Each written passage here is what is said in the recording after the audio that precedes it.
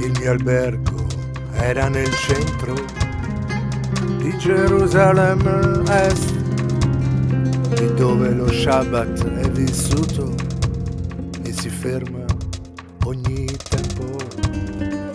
Camminavo nelle strade come un saraceno perso, pieno di dubbi nel tormento. Ero sballottato nel vento sotto sembianze umane.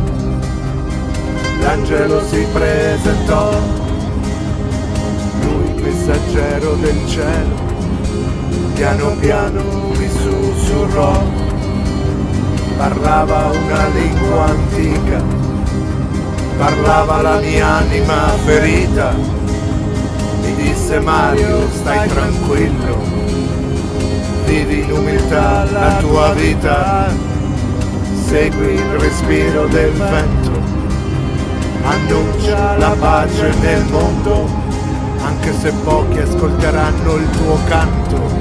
Non preoccuparti, tu segui il tuo istinto, sarò sempre al tuo fianco, in ogni ovunque se ce n'è bisogno. Sta per arrivare il giorno, per l'umanità un nuovo disegno.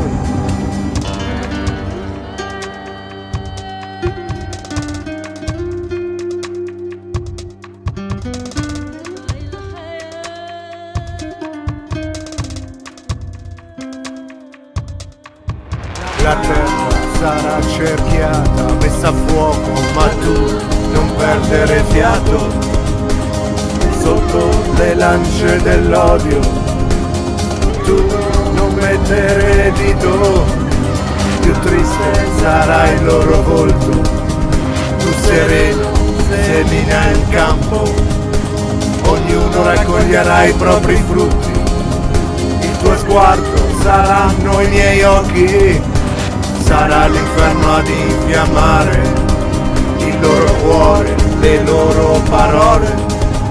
A te basta restare in silenzio, io farò in modo che si innalzi il tuo canto e nessuno potrà più offuscare ciò che il mondo dirà al tuo cuore.